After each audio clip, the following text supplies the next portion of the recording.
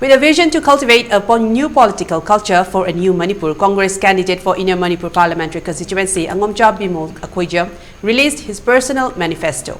The manifesto consists of 13 agenda which he assures to take up if he is elected as an MP.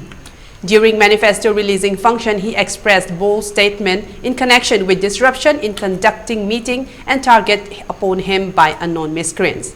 My decision to contest election is a right decision as I wanted to change and clean up system and go beyond dirty politics. Those people who want to sustain the chaos exist in the state are very disturbed with my appearance in electoral scene. That is one of the reasons my campaign is disrupted and I am the only candidate which have been targeted. My meeting permission has been cancelled by officials. However, BJP was allowed to organize public meeting in a grand manner.